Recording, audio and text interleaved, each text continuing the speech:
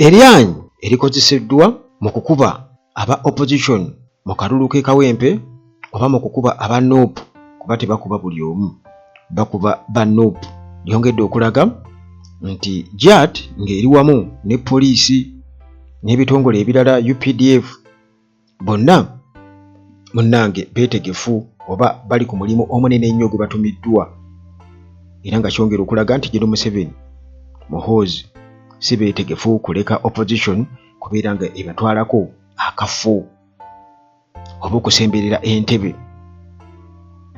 Mama wa Ssegirinya bw'atyo akukkulumidde NUP era nga yeemulugunya ku kubeera nti nno omuyambi wa Ssegirinya si gwe baakwasa bendera. Mpuuga naye bw'atyo nga alabika ali mabega wa maama wa Ssegirinya.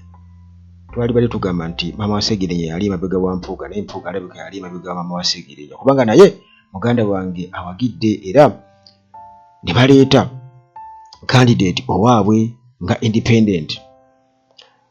Sseggona ku mutabani w'Obote naye abaddeko byamwogerako era tugenda kuba tutambulira mu mboozi yaffe essaawa eno okulaba biki ebibaddewo okukubwa aba NUP kwe bayiseemu wali mu kalulu k'e Kawempe mu campaign.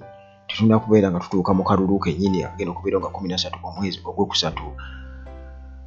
Nkulamusizza nate gwe wenna mpuliriza wano ku Uganda at large nga bulijjo gyebaleko gy'otuusaako engalo era bannange nga tutakulwisa tutandikidde Kawempe wano kubanga eno tulabye obunkenke nga bw'amaanyi nnyo mu kampeyini zino ez'e Kawempe mu kuggulwawo zitandikidde mu muliro ogw'amaanyi so nga ate ne mu nominations obubonero bweyolekerawo nti tebagenda oba Museveni tagenda kuwa gap.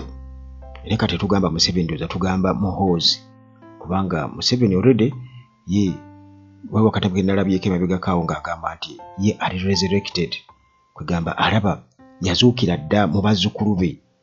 Kati Muhoozi ye munnaye gwe baazaala ng'omulimu gwa kuwoolera ba buli eyeesimba mu kitaawe. Kakati omulimu bw'atyo nga CDF agutandikiddewo mu maanyi kuba yatugamba nti NUP agenda gisaanyawo mu mwezi gumu baatutegeeza. Kakati omuwagizi wa NUP ayitibwa Godfrey Onzima y'omu ku abo boyinza okugamba nti be bayinza okulaga obusungu bwa Muhoozi. Muhoozi yasindika abasajja bano aba JAT abayambako poliisi ne UPDF okubeera nga bakuba ne security agencies endala okubeera nga bakuba aba NUP. Buli wabeera bafunidde akadde muganda wange waliwo omusajja Onzima yayinza okukubuulira Godfrey Onzima obukambwe abasajja bwe bamukozeeko nga agenda ku rally eya Nalukoola. Godfrey Onzima ono akubiddwa era ali mu ddwaliro okugulu kigambibwa okuba nti bakumenye era eyo gy'asinzidde munnange n'annyonnyola agamba nti babadde ne ttiimu ye nga bagenda ku rally eyo bagikubye wali abamanyi ku Aya e Kawempe abamanyi waawo factory endozi ekola ngano oba kakati awo babadde so waliwo ne warehouse bana batira okukwata music videos bakolerayo nnyo ennyimba eyo warehouse eyo.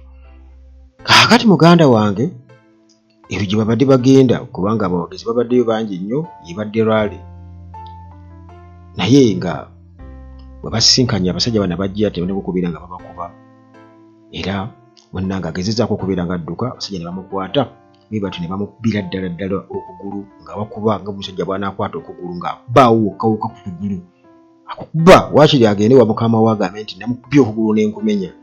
Kati ng'oli munnamawulire gwe baakuba eriiso juzi baatugambye nti bagenda kumoperatinga. Kakati munnange bwe batyo poliisi ne security agencies endala bwe batyo bakozeseza eryanyi lingi nnyo okubeera nga batiisatiisa ba opposition members. Joel Ssenyonyi nga omwogezi wa NUP era leader of opposition avumiridde nnyo olumbaganye buno obukoleddwa ku bawagizi ba NUP era n'ategeeza nti kano kabonero akalaga nti gavumenti yeefunyiridde ku kulaba nti ezikiza amaloboozi ago gonna agayinza okuvaayo okubeera nga gagisala ensobi oba nga googera ku ebyo ebikyamu. Kale bw'atyo n'asaba nti wabeewo obwenkanya ku nsonga za onzima. Poliisi tannaba kubeera nga evaayo okubeera ng'etubuulira kiki ekibaddewo exactly, naye nga bulijjo era bagenda kukugamba nti bano. Kati ate era mu ngeri y'emu waliwo omukyala abantu gwe beewuunyiza akwatiddwa abadde talina kisse kyonna ng'ali defenseless. Omukyala ono abadde ayambala ebyambalo bya noopu era abasajja bajja ati bwe bati bamukutte mu ngeri kwegamba etakkirizika etyoboola ekitiibwa ky'omukyala bwe batyo ne bamuyisaawo tetutegedde era omukyala tategeerekeseko mannya ge nti oba ye gundi bwe batyo munnange abasajja bamukutte nga weebuuza nti tewaliiwooko nti basirikale bakyala bayinza kubeera nga bakwata abantu, kubanga engeri gye bamukutte ng'oyinza okugamba bagenda kumwambula ngoye era ekifaananyi kitambudde wonna ku mutimbagano. Abantu ne bakivumirira nnyo nga bagamba kino tekikkirizibwa. Lwaki abasirikale abakutte emmundu abalina buli kimu batandika okubeera nga batulugunya omukyala atalinaawo yadde kambe nti oba akaggo bwe kati kamutaasi? Lwaki?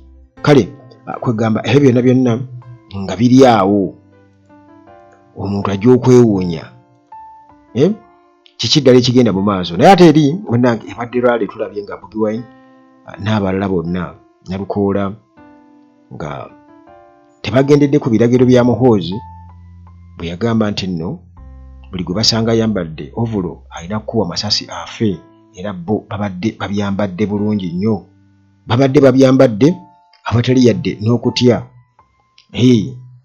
okutongoza campaign eza Nalukoola, kubanga ajjukira nti zitandise nga lumu era ennaku z'omwezi nga 13 tetugenda okubeera nga tusuula akalulu Kawempe North. Nsuubira okuba nga campaign zigenda kukoma ndowooza nga 11 awo tugenda okuba ndowooza nga tukomya campaign ez'omusaayi era ezitayawukanako na walala wonna gye tubadde nga tulaba campaign. Tuzirabye Kayunga nga zirimu okufa okw'amaanyi ennyo era okukakkana naye nga bayisizaawo candidate waabwe. Kati wano owaabwe wano owa NRM gwe baleese bamuyita Nambi twatandise dde okulaba nga bagezaako kuba nti bamugeraageranya ku Nalukoola nga bagamba nti n'agenda kuwangula Nalukoola era NRM eyinza okuwangulira waggulu. Tebalina nsonyi, basobola okulaga nti NRM bajagala nnyo Kawempe awo, naye nga ekyo n'omuto akiramuza bwenkanya nti tebalinaawo yadde akalulu awo, era ebinaava mu kalulu katusabe. Naye ng'okusinziira munnange ku basajja nga bwe mbamanyi tebaagala kuwa Nuupu yadde akakisa n'akamu, era bwe tunaava mu kalulu ka 2026 mujja kuba mukakasizza ekintu ekyo nti akalulu jjukira tukimanyi bulungi nnyo nti Museveni tasobola kukkiriza kumuwangula mu kalulu, naye kigambibwa kuba nti waliwo pulaani Museveni okulaga nti simaawangulidde ku bitundu nga 9 kakati munnange maama wa Sseggirinya ono yetazikiza simanyi kiki ddala ekimuliko.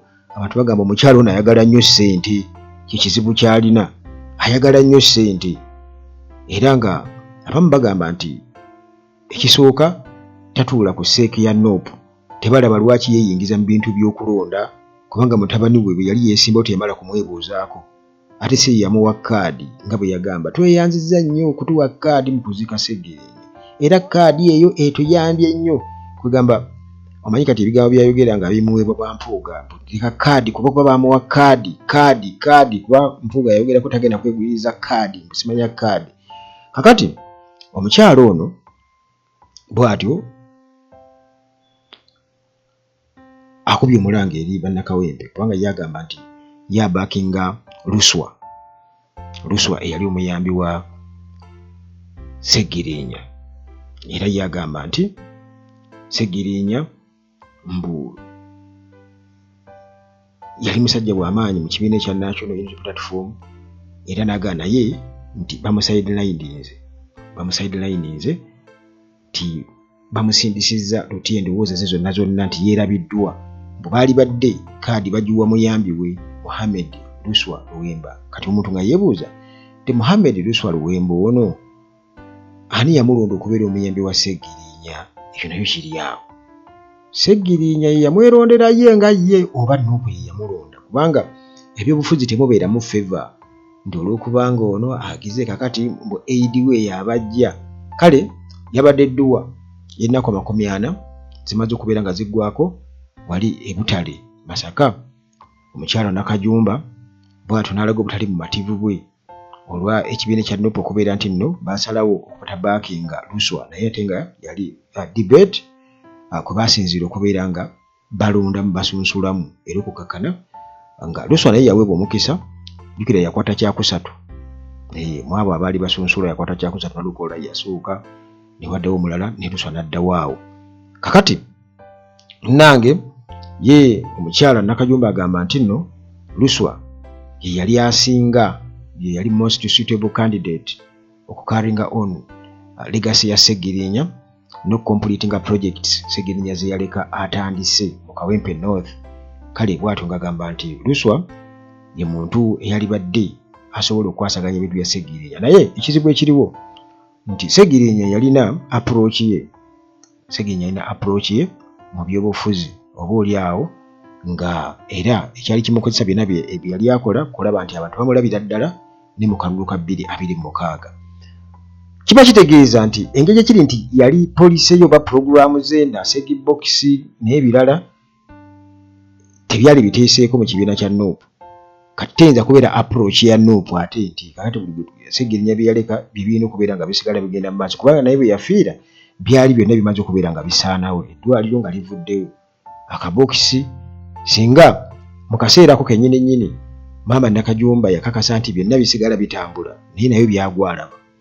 Kale kati ekiba nti Luswa yaliwo nga bigwa ng'alaba ate nga yali muyambi wa Sseggirinya. Kati neewoonya ate engeri gy'amala okulinda Sseggirinya afe ataddemu abiyimuse nti yali akola kifiiriza nti bamulabire ddala naye kambireke bigwe kati abantu basobole okuba nga bampa akalulu. Kale munnange ebyo yabadde dduwa gye baakwasaganyizza kugamba mu sessions 2 ey'okumakya n'ey'olweggulo era Nalukoola yabaddeyo, Elias Nalukoola Luyimbaazi n'abalala baabaddeyo era wano David Lewis Rubongo ya Secretary General wa Nuupu yasinzidde okubeera nga ategeeza nti si kituufu nti Nuupu tefa ku baana ba Sseggirinya nti yabaliko oba famire ya Sseggirinya era ne bakakasa nti okubaweerera babaweerera bussa ne miliyoni 1 Muwanga Kivumbi omubaka owa Butambala gye yasuubiza okuba nga awaayo okuweerera omu ku baana b'omugenzi Sseggirinya nti byonna bituukirizibwa. Eyo munnange nga tuvuddeyo nga bwe nkutegeezezza nti Mpuuga already awo emabega wa Maama Nakajumba kyali nnyo maama wa Sseggirinya era already bamaze dde okubeera nga balaga candidate waabwe baagala nabo kugamba nabo bali awo batyo.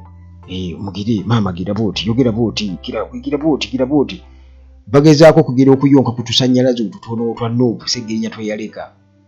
Kale nti Democratic Alliance eya Mpuuga nabo bamaze okubeera nga bannange batubuulira ani candidate waabwe gwe baleese mu kalulu kano aka Kawempe North. Kati bo baleese Mohamed Mutazindwa mu kalulu kano era Mutazindwa agenda kujja nga independent. Nabo gwe basibiddeko agenda kujja nga independent. Jjukira nti ba candidate si bano muganda wange baweerera ddala era nakitegeddeko nti bali eyo mu 8 ba candidates kuba kuliko Mulerwa Hanifa Karadi ono ayizenga independent, wabeerawo Luwemba Luswa Mohamed ono agenda kujja nga independent, Luyimbaazi Elias Nalukoola ku kadi ya National Unity Platform, Mukiibi Sadat ono agidde ku ya FDC, Nsereko Moses independent, Musiitwa Ismail wa People's Progressive Party PPP nobeerawo Mutazendwa Mohamed kati bo gwe babuze eki gwe baleese naye nga kigambibwa okuba nti ne Luswa naye Mpuuga amuli mabega nnyo mu kumuteekamu akasente kuba ye gy'akajja tewakalira mukimanyi bulungi nnyo. Kati waliwo Kasacca Henry Mubiru wa Democratic Party DP, Farid Nambi Kigongo ono ya wa National Resistance Movement NRM. Kale bagamba nti bacandidates bali mwenda mu race ya kituufu bali mwenda era nga bibagenda okubeera nga munnange bakontestinga.